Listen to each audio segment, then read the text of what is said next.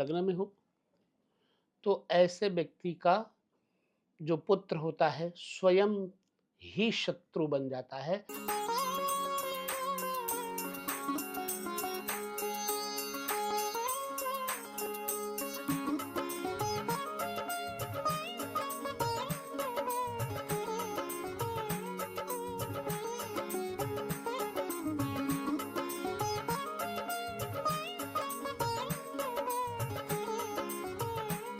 जब कोई अपना बेटा, अपना भाई, अपनी पत्नी यही शत्रु बन जाएँ, तो आदमी को दुःख तो होता ही है, मृत्यु के समान दुःख होता है। और वो सब कैसे हम एक जीवन की आगे की भविष्य शैली देखें, उसके लिए आपके जन्म कुंडली में कुछ ग्रह योग ऐसे होते हैं, जिनके माध्यम से आप पूर्व में ही ये घटना जान सकते हैं और प्रैक्टिकल आप किसी की कुंडली में देख करके बता भी सकते हैं।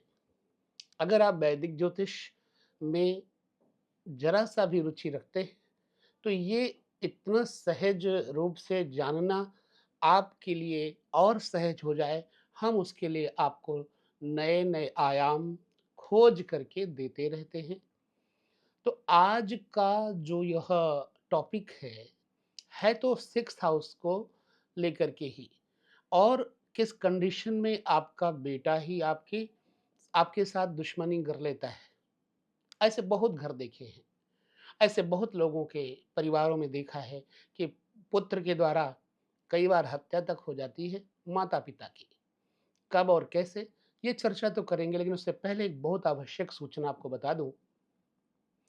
ये जो मेरा चैनल है, जिस पर आप लोग देखते हैं एस्ट्रो गुरु योगी, ये चैनल किन्हीं कारणों किसी हैकर ने जीमेल आईडी हैक कर ली है। फिलहाल यह वीडियो आपको मैनेजर के माध्यम से मिल रही होगी। अब ये हैक होने के कारण एक समस्या बन गई, जिस पर कि बहुत सारे सब्सक्राइबर हो चुके हैं, करीब 86-87 हज़ार के करीब हो गए हैं, और वो हमारे सभी ज्योतिष साधक हैं। मैं उनको ये सूचना ये देना इसलिए चाहता हूँ कि शायद ये चैनल अगर आपके कंट्रोल में आ गया, तब तो आपको ये वीडियोज़ यहाँ मिलेंगे, नहीं तो आपको एक चैनल और है, हालाँकि वो कथा का चैनल है, जिस पर हमारी कथाएँ जाती हैं। उस चैनल का नाम है सुधा सागर टीवी। आप चाहे हिंदी में लिखें, चाहे इंग्लिश में लिखें, सुधा सागर पूरा लिखें और स्पेस देकर के टीवी लिख दें, तो आपको वो चैनल मिल जाएगा। उस पर अब हम प्रॉपर तरीके से आपको वीडियो देते रहेंगे।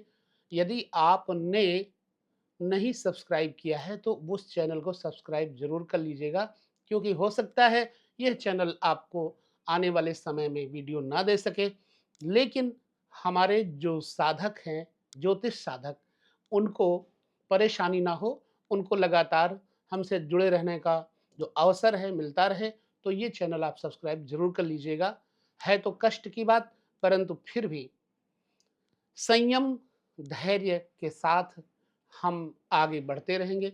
ज़रूरी नहीं है चैनल के माध्यम से आप हमको जानते हैं, यही मेरे लिए बड़ी बात है। आप इस चेहरे को जानते हैं, यही बड़ी बात है। तो ये सूचना, उसके बाद हम चलते हैं, जानते हैं कुछ योग जो हमने आपके सामने व्हाइट बोर्ड पर रखा हुआ है।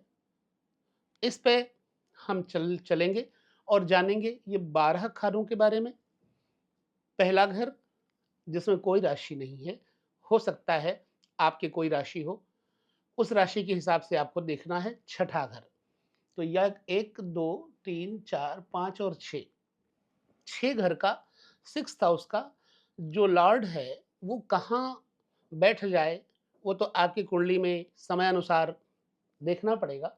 जहाँ भी बैठेगा, वो अपना कुछ दुःख ज़रूर जीवन में आपको देगा। अवस्थाएँ होती हैं, यही घर वो है जो विपरीत राजयोग भी बनाता है।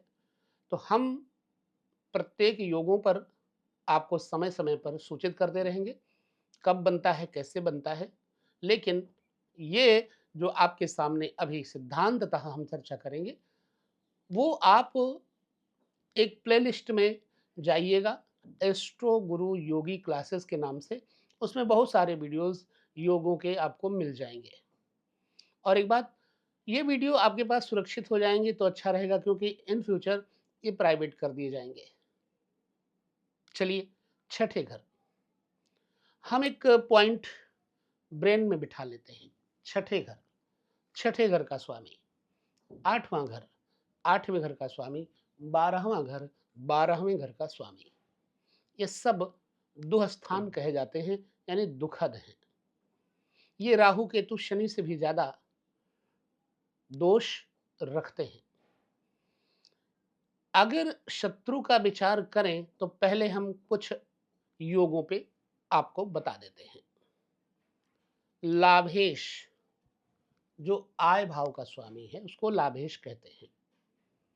और षष्ठेश, इनका अगर राशि परिवर्तन होता हो आपकी कुंडली में, 11वें घर का स्वामी छठे में बैठा हो, छठे घर का स्वामी 11वें बैठा हो, राशि परिवर्तन करता हो, अथवा तो व्यक्ति को ठीक 31 की एज में, 31वें साल की आयु में शत्रु के कारण धन नष्ट जरूर होता है।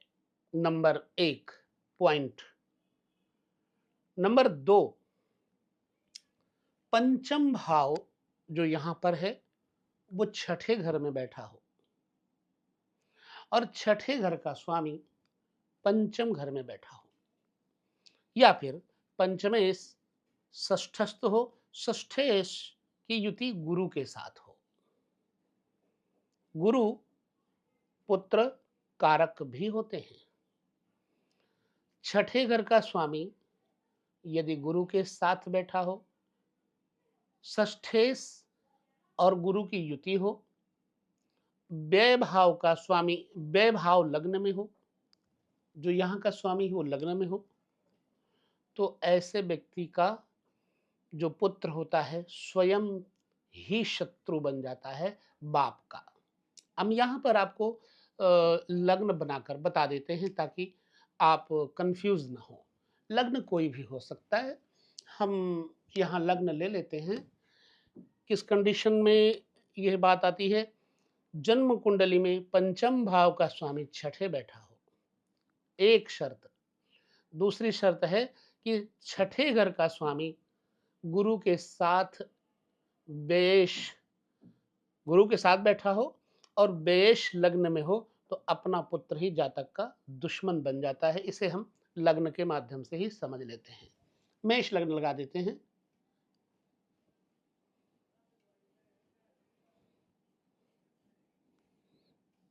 अब एक कंडीशन आपको देखना पड़ेगा।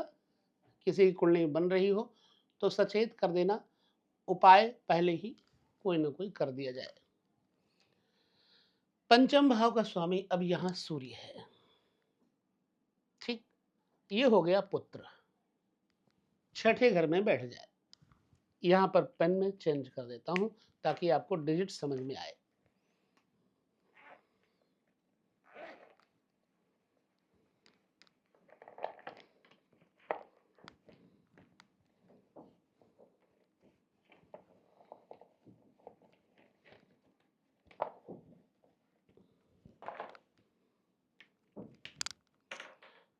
तो पंचम भाव का स्वामी सूर्य आ गए छठे। ठीक है, अब देव गुरु बृहस्पति के साथ में जो छठे भाव का स्वामी है वो बैठा हो। कहां पर बैठा है ये आपको देखना है। मैं यहां बिठा देता हूं। बुध और बृहस्पति। आप पूछेंगे ऐसा क्यों? बृहस्पति पुत्र कारक है। अब छठे भाव का स्वामी बुध है, तीसरे भाव का स्वामी भी बुध है। तो छठे भाव के स्वामी बुध का बृहस्पति के साथ बैठ जाना तथा एक योग और समझें। बृहस्पति बुध इकट्ठे बैठे हों, यहां पर व्यय भाव का स्वामी चूँकि यहाँ पर तो गुरु ही है ना, किसी स्थिति में यदि ऐसा बनता है, बृहस्पति बुध एक जगह बैठ गए हों और 12वें घर का स्वामी लग्न में आ जाए, तो जातक की संतान जातक की कट्टर शत्रु हो जाती है। कैसे, क्यों? वो आपको समझना होगा। यह शत्रु स्थान पर सूर्य चले गए, जातक स्वयं सूर्य होता है, ठीक है?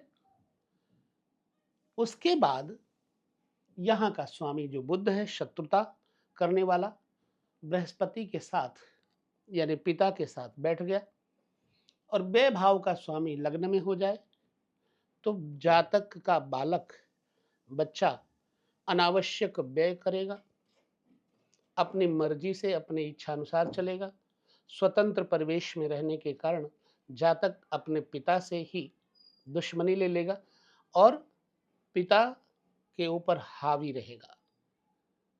ठीक। अब एक योग ये हो गया, यदि छठे भाव में लग्नेश और षष्ठेश की युति हो जाए, यहाँ पर हम लग्नेश चूंकि मंगल हैं,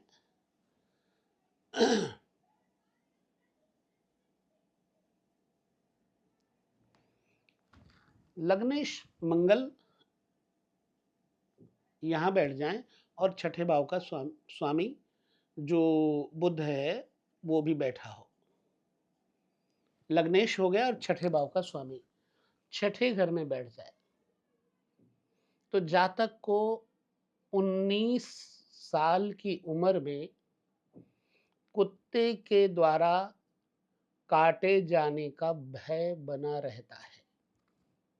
ठीक समझ लिए? ये तो हो गया पुत्र और शत्रु आमदनी के स्थान पर। पहले मैंने बता दिया था आपको कि 11वें घर का स्वामी छठे घर का स्वामी 11वें चला जाए, तो आयु के 31वें वर्ष में शत्रुओं के कारण धन का विनाश होता है। अब हम एक और डब्बी कुंडली बनाएंगे ताकि आपको दूसरे योगों के बारे में समझ में आ जाए पूरी तरह से। वैदिक ज्योतिष परंपरा में सूक्ष्मता की, सरलता की, धैर्य की बड़ी जरूरत होती है, आवश्यकता होती है, और उतना ज्ञान तभी प्राप्त हो सकता है जब गुरु के प्रति आपकी आस्था दृढ़ हो, वचनों में विश्वास हो और अपनी उपासना प्रबल हो। तो यहाँ आप अगर रुके हैं तो धैर्य है आपके अंदर, निश्चित ही धैर्य है। अब हम इसे एक और डब्बी से समझाने का प्रयत्न करते हैं फलादेश जानने के लिए।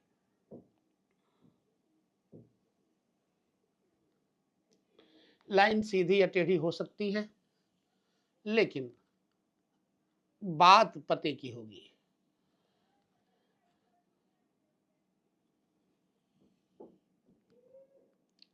और आपको उसके लिए बने रहना होगा, पूरे विषय को ध्यानपूर्वक समझने के लिए। छठे भाव के ऊपर ही हम कुछ योगों की चर्चा आपके साथ कर देते हैं। छठे भाव में शनि और राहु की स्थिति हो तो जातक शत्रु को पराजित करके यश और समृद्धि की प्राप्ति करता है। छठे घर में जिस व्यक्ति का शनि या राहु की स्थिति है, और लगभग ऐसे में बहुत लोगों की कुंडली में ये स्थिति होती है, ये छठा घर है, यहाँ शनि बैठे हों या फिर राहु बैठे हों, राशि देख लेना, राशि के अनुसार आपको जानना होगा। एक योग है ये।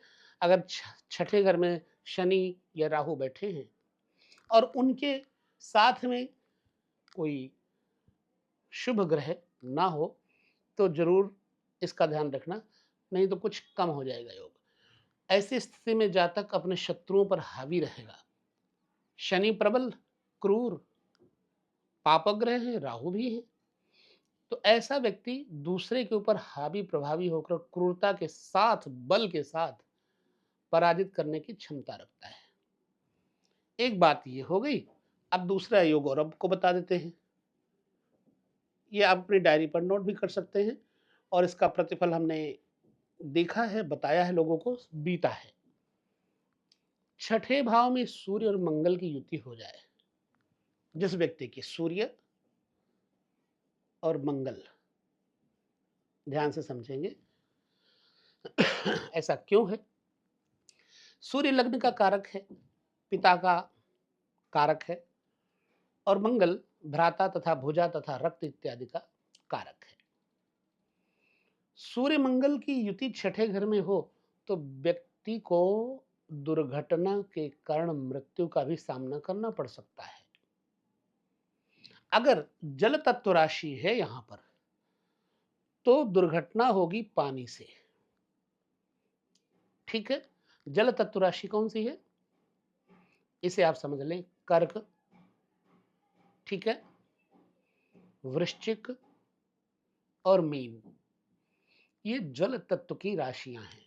सूर्य मंगल कर्क में, वृश्चिक में या मीन राशि में होंगे तो जातक को पानी में डूबने के कारण दुर्घटना ग्रसित होने से मृत्यु का सामना करना पड़ सकता है, और ऐसा मैंने देखा है। और यही दोनों ग्रह अगर अग्नि तत्व में बैठे हैं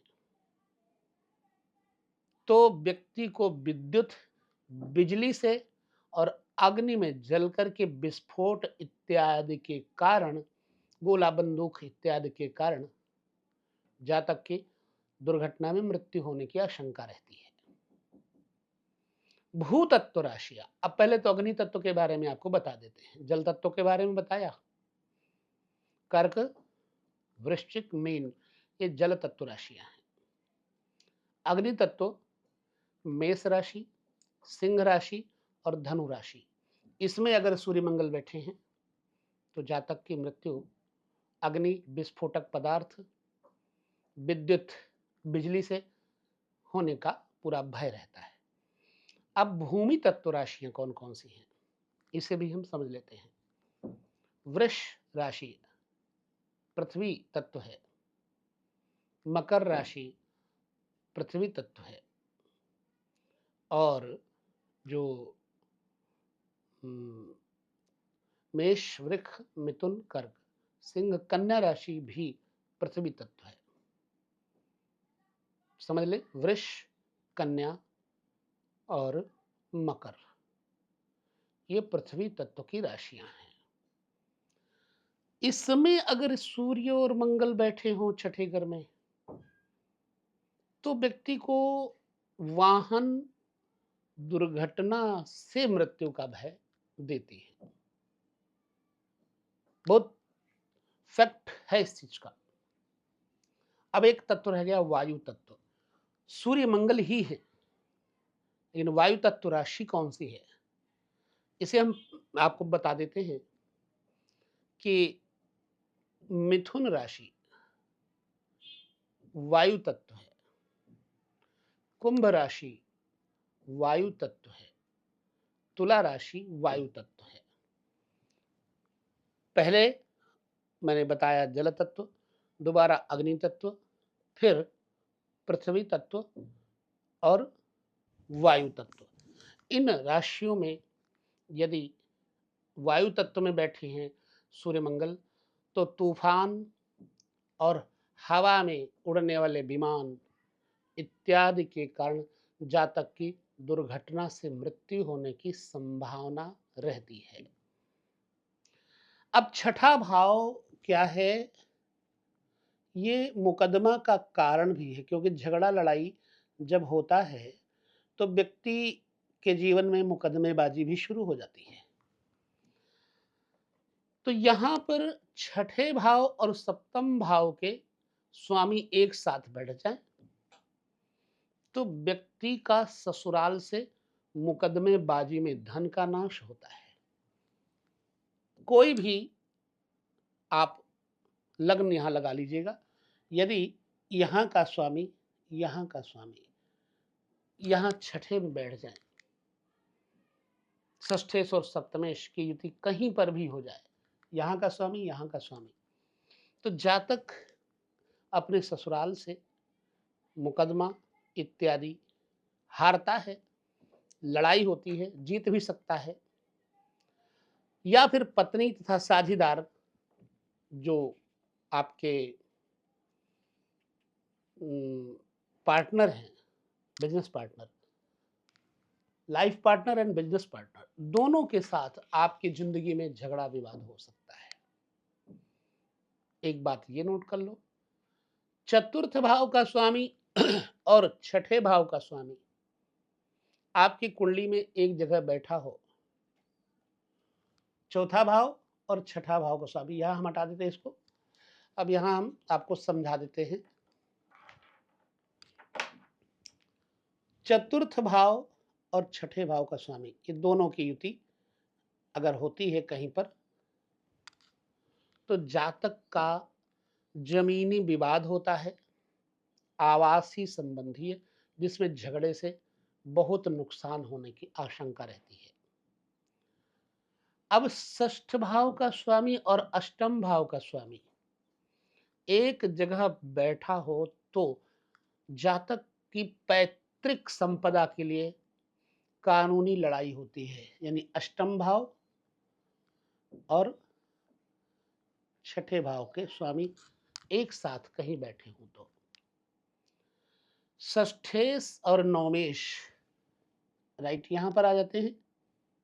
छठे भाव का स्वामी और नवम भाव का स्वामी, नवम धर्म भाव है, यहाँ का स्वामी अगर एक जगह बैठ जाए तो विदेशी व्यापार इत्यादि के विषय में व्यक्ति के जीवन में विवाद होता है।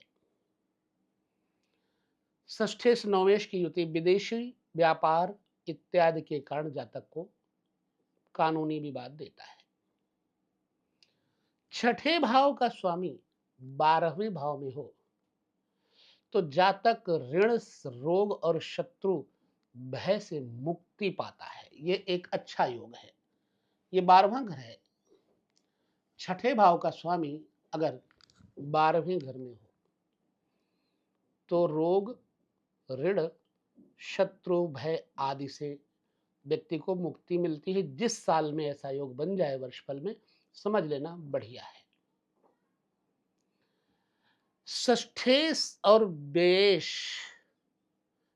का राशि परिवर्तन हो जाने पर जातक ऋण लेकर के सुखी और संपन्न जीवन जीता है। यह आपको नोट कर लेना चाहिए। षष्ठेश 12वें घर में हो, छठे 12वें घर में और द्वादशेश यानी 12वें घर का स्वामी छठे घर में हो यहाँ का स्वामी, तो जातक ऋण लेकर सुखी और संपन्न जीवन जीता है। ऐसा आपने बहुत लोगों को देखा होगा। अगर षष्ठेश, अष्टमेश अथवा व्ययेश षष्ठ भाव में हो तो व्यक्ति का राजयोग बनता है। इसे कहते हैं हर्ष नामक राजयोग। फिर से षष्ठेश यहाँ का स्वामी, अष्टमेश और व्ययेश ये तीनों घरों के स्वामी छठे भाव में हो तो हर्ष नामक योग बनता है। इसे राजयोग भी कह सकते हैं। ऐसा व्यक्ति धनवान, बलवान, वैभव संपन्न, शत्रु पर विजय पाने वाला, मित्रों और पुत्रों की ओर से सुखी, वैभवशाली, भाग्यशाली, प्रतिष्ठित व्यक्ति होता है। ठीक है। अब ये एक चीज और आपको नोट कर लेना है। लग्न से तीसरे, छठवें और 11वें भाव का राहु, तीसरे, छठे और 11वें भाव का राहु, राहु राहु राहु शुभ दृष्ट हो जाए, इस पर कोई शुभ ग्रह की दृष्टि पड़ जाए तो सभी अरिष्टों को जो है शीघ्र ही नष्ट कर देता है। जिस प्रकार रुई के ढेर को एक अग्नि चिंगारी पड़ जाने पर नष्ट कर देती है, उसी तरह से यह सूत्र सारावली में दिया हुआ है। अब षष्ठेश, अष्टमेश और व्ययेश छठे भाव में स्थित होने पर हर्ष योग बनता है, यह भी आपको मैंने बता दिया। छठे भाव से लेकर के जितने संबंध थे, आपके साथ बाँट दिए।